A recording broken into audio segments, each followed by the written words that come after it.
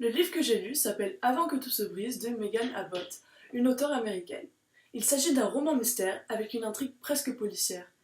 Publié en juillet 2016, il a été voté l'un des meilleurs livres de l'année par le Washington Post, le Times of New York et le Wall Street Journal. Jusqu'où iriez-vous pour réaliser votre rêve? Cette question est posée par Coach T aux parents de Devon, Eric et Cathy. Devon est une prodige pour la gymnastique, qui a un espoir olympique. Pour la famille Knox, il n'y a aucune limite à l'ambition, et tout est possible pour faire avancer leur fille talentueuse dans un milieu extrêmement compétitif. Rien ne peut arrêter l'élan qu'a pris Devon dans sa vie, jusqu'à une mort brutale qui vient faire tout basculer. L'histoire, majoritairement racontée du point de vue de Cathy, la mère, tourne autour de ce meurtre, alors qu'elle essaie d'éclaircir elle-même les conditions du crime. Ce qu'elle découvre sur la vie secrète de sa fille, sur son propre mariage et sur elle-même, force Cathy à considérer le prix qu'elle doit payer pour sauver sa famille et les rêves de Devon. Un premier grand thème est donc les limites du sacrifice parental. Dans le récit, le dévouement des parents est irréprochable et absolu. Ils ont dévoué leur vie entière à la gymnastique. Devon eut 5, 6, 7 ans, des milliers d'heures de trajet entre la maison et le gymnase pour participer aux compétitions, une demi-douzaine de visites aux urgences pour un orteil cassé, etc. Mais ce sacrifice des parents est aussi accompagné du sacrifice involontaire de leur plus jeune fils, Drew. Les parents semblent s'occuper que de leur fille, au détriment de Drew, que Cathy redécouvre seulement lorsqu'il tombe sérieusement malade. Elle commence à passer plus de temps avec lui pour le soigner. Sa maladie semble même être symbolique du sacrifice des parents, qui provoque donc des dégâts dans leur vie. Malgré les sacrifices de temps, d'argent, d'efforts et même de la famille, un autre sacrifice est celui de la moralité.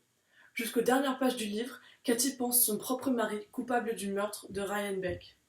Lorsque Devon lui dévoile que ce n'est pas vrai, tu ne comprends pas, tu te trompes au sujet de papa. Elle et le lecteur pensent qu'il a sacrifié sa conscience et sa vertu pour sauver sa fille d'un homme qu'il croyait dangereux pour son avenir. Cependant, Cathy serait prête à le pardonner, montrant son dévouement total. Il n'y a rien sur cette terre que je ne ferai pas pour mon enfant, disait-elle, forteresse entourée des douves infranchissables. C'est l'ultime sacrifice, celui de la chair, qu'évoque l'auteur. Cependant, même si Eric ne l'a pas tué, un homme est bien mort. La jalousie et la toxicité des cliques est un autre grand thème que j'ai identifié dans le roman. Depuis le début de sa carrière de gymnaste, Devon doit faire face à la jalousie des autres filles, moins talentueuses qu'elle. Œil de glace l'a surnommée les autres filles en observant de la touche. Elle voulait toutes lui ressembler. C'est à cause de son tempérament sérieux, calme et mature qu'elle se différencie le plus des autres filles. Mais ceci lui coûte une vie d'adolescente normale, sans groupe d'amis. C'est à cause de ce peu d'expérience dans la vie sociale qu'elle ne sait pas réagir quand un garçon, Ryan, l'aime pour la première fois. Ce n'est pas seulement les autres filles qui sont jalouses, mais aussi les autres parents. Une clique appelée les supporters. Ils font constamment des remarques désagréables envers Devon ou Cathy, comme un rival qu'il a appelé Monsieur Muscle pendant une compétition. Les autres parents se lamentent de ne pas avoir une fille comme Devon, ce qui n'aide pas à rendre leur propre fille plus confiante en elle. Enfin, c'est la jalousie de l'ex-copine de Ryan, Hayley, qui menace d'éclaircir les contextes du meurtre à tout le monde. Elle est follement amoureuse, et quand Ryan a cassé avec elle, elle est devenue presque folle, jusqu'à attaquer Devon physiquement dans les vestiaires du gymnase. Elle dit à la fin « Tout tourne autour de Devon pour nous, pas vrai? Mon oncle, mon petit copain, s'est parasé de supporters. Il n'y en a que pour Devon et son sale petit corps. » Un dernier thème majeur est l'évolution du désir féminin. Au début du livre, lorsque Cathy raconte la jeunesse de Devon, elle explique de nombreuses fois à quel point sa fille était désintéressée par les garçons comparée aux autres filles de son âge.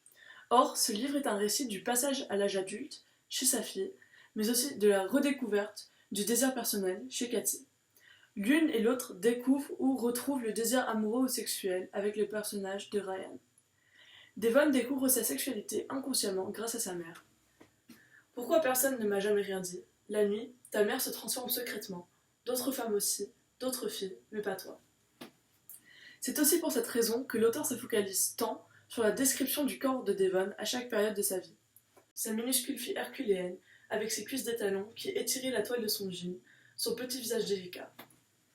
Comme elle le dit dans une expression écrite pour l'école, seul le désir la guide, mais ce n'est plus le désir de gagner, mais un désir plus féminin, sexuel. Chez Cathy, Ryan a toujours été un objet de fascination ou d'admiration. Il était jeune, beau et gentil. Il faisait en sorte que tout le monde se sente spécial quand ils étaient avec lui. Cathy n'avait jamais vraiment eu le temps de se découvrir en tant que femme puisqu'elle s'était mariée avec Eric à un très jeune âge lorsqu'elle s'était trouvée enceinte. L'apparition de Ryan dans sa vie et dans la vie de toutes les femmes du gymnase déclenche en elle ce désir de jeunesse, peut-être aux dépens de leur désir de protection maternelle. Ce désir est la cause de l'aveuglement de Cathy, qui ne voit pas la relation entre Ryan et sa propre fille. Eric, un homme par exemple, est tout de suite au courant de ce qui se passe et prévient que le sexe peut te détruire de 100 façons. Dans mon opinion personnelle, j'ai beaucoup apprécié ce livre que j'ai lu très rapidement malgré le fait qu'il soit assez long. Le rythme est rapide, presque comme un enchaînement de gymnastique. J'ai adoré à quel point il y avait une atmosphère inquiétante et de mauvais augure, mais les nombreux présages sont un peu trop directs et compréhensibles, donc la fin est moins surprenante. En pensant aux relations entre les personnages, j'ai découvert à quelle profondeur descendaient les tromperies et les mensonges. Ils allaient plus loin que le meurtre de Ryan dans l'immédiat, jusqu'aux raisons du mariage des parents. La réalisation qu'Eric n'aimait même pas peut-être tellement Cathy, mais l'a juste mariée parce qu'elle était enceinte, m'a vraiment touchée. Le fait que l'histoire soit racontée du point de vue de la mère était assez original puisque les romans sur l'adolescence sont le plus souvent racontés par l'adolescent lui-même. Je me sentais très mal pour Drew, le fils négligé de la famille, et j'ai même pu compatir avec l'ex-copine complètement délirante de Ryan. Le personnage de Devon est le seul que je n'ai pas trop compris ou apprécié, car son ambition extrême et sa passion pour la gymnastique l'ont un peu déshumanisé pour moi. Elle n'était pas une fille normale, ce qui la rendait plus distante pour le lecteur, un commun mortel. Une dernière petite plainte que j'ai eue est que la fin est laissée pendante. Nous ne savons jamais si Devon a réellement réussi à passer les qualifications. Je pense on est supposé penser que oui, mais j'aurais aimé une conclusion plus concrète.